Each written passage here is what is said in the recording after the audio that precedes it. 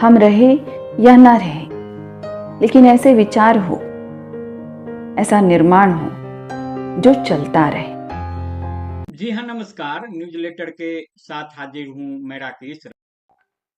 वे बहुत बेचैन हैं। उनकी बेचैनी साफ झलक रही है, लेकिन उन्हें कोई रास्ता नहीं दिख रहा। बेचैनी कैसे दूर हो? उस बेचैनी के लिए हम आप जिम्मेदार बिल्कुल नहीं हैं।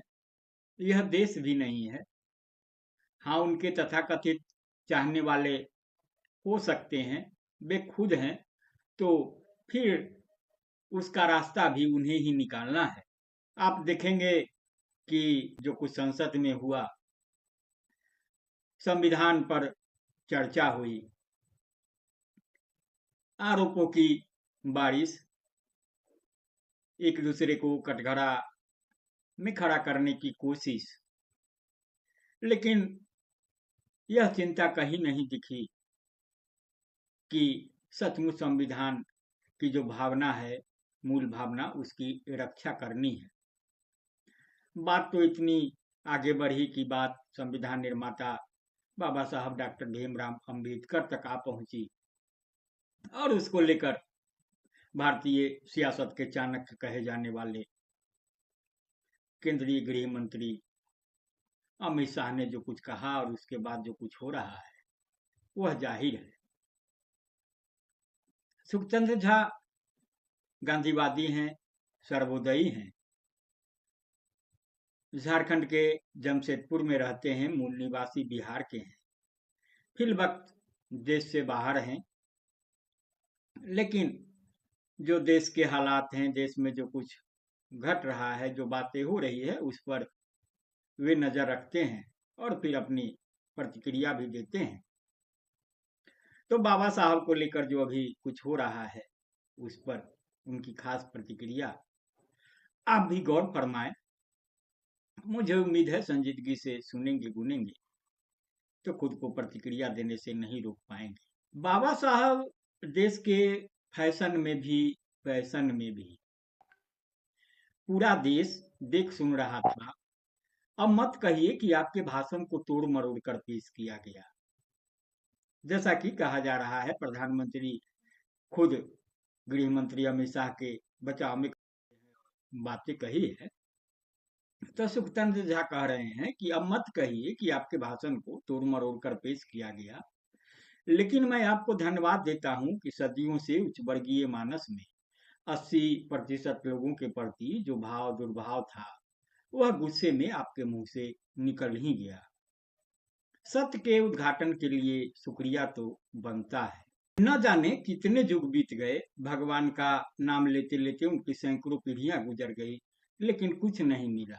ताड़ना के अधिकारी जरूर बने रहे। यही हालत मुल्क की आबादी की थी। देहरी से बाहर निकलना अकल्पनीय, विधवा विवाह वर्जित।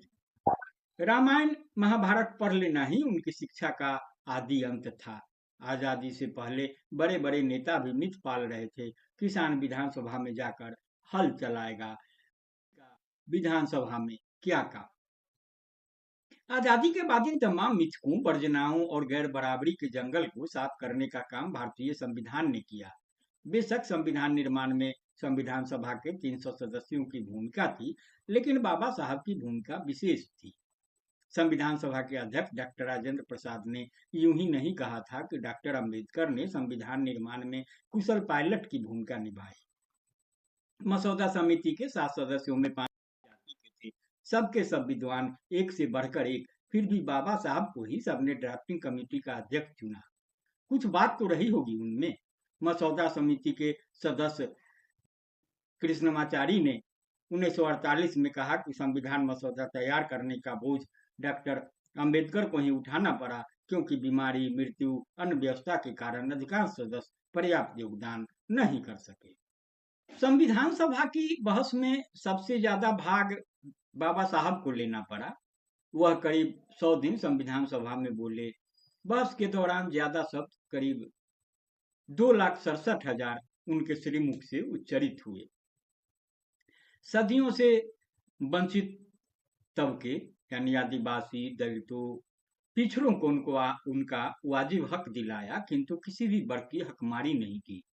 तभी तो उनके निधन के उपरांत पंडित जवाहरलाल नेहरू ने कहा कि संविधान निर्माण में डॉक्टर अंबेडकर से अधिक चिंता और कठिनाइयों का सामना किसी और ने नहीं किया। संविधान की 75वीं जयंती पर देश की ओर से इस महान शख्सियत के लिए कोरस बनता है, अंबेडकर, अंबेडकर, अंबेडकर। तो ये थे डॉक्टर सुखचंद्र झा के विचार। मुझे आपकी प्रतिक्रिया का इंतजार रहेगा। अगर आपने न्यूज़लेटर विद राकेश रंजन को अभी तक सब्सक्राइब नहीं किया है तो सब्सक्राइब भी करेंगे, लाइक भी करेंगे, शेयर भी करेंगे। नमस्कार।